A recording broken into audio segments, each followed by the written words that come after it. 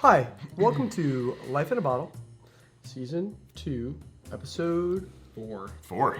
I'm Mitch, this is Kyle, this is Cody, and today we're here to talk about this lovely white wine.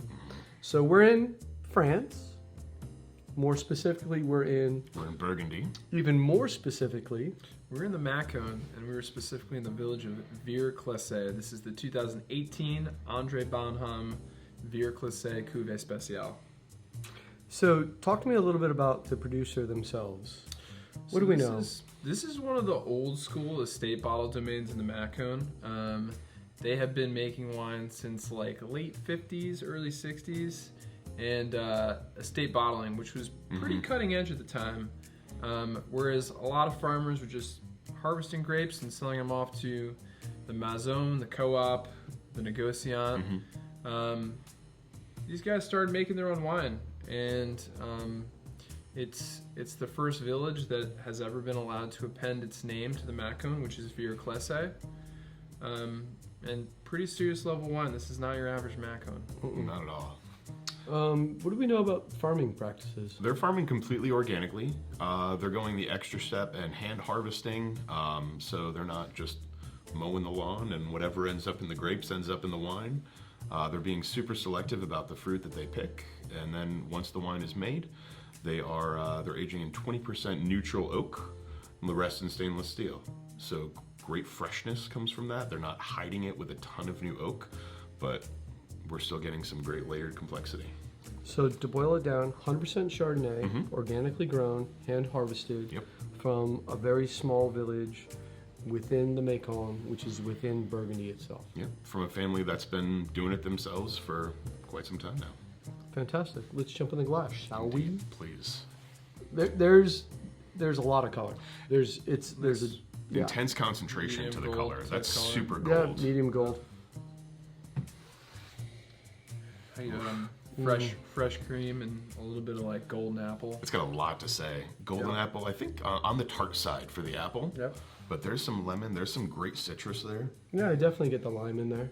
So, And that but fresh cream. It's not like a huge in-your-face nose, though. It's kind of a little bit on the reserve side, which I appreciate and like. And while Macon very much has its own personality, this kind of wine crosses over a little bit into Côte de Beaune territory. It's got some richness. It's got a distinct minerality. There's a complexity on the palate that's, For sure. that doesn't really come Absolutely. through on the aroma as much. But there's a lot of stuff going on, and we didn't cover this, but stainless and some neutral oak, right? Yep. That's right. They say neutral oak.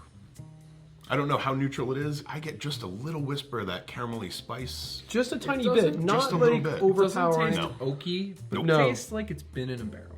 Yeah. Yeah, there's definitely a level of complexity that you don't get from just stainless steel, period. I think it's like on the palate. It's bright. Super It's got fresh, lots of good crisp. complexity to it.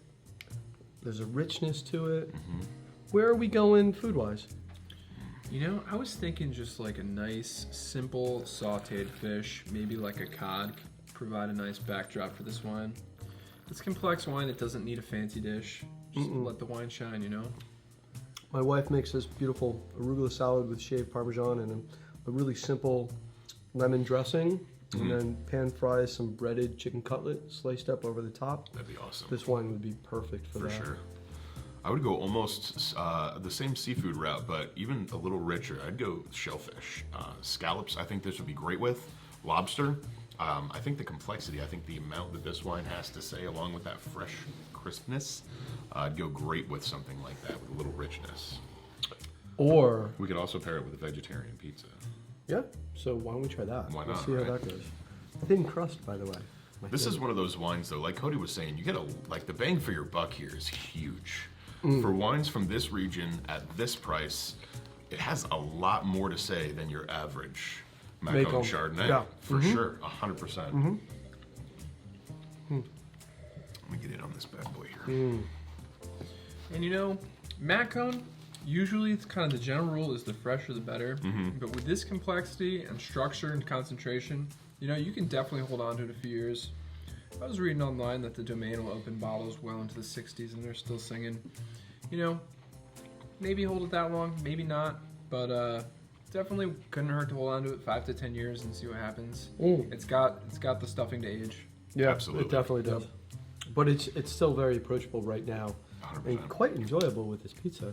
I'm not mad. Not Hey. even a little bit. Cheers to Welcome back, man. cheers to that. Yeah, feels good to be back. Cheers to Pizza Thursdays again. Mm.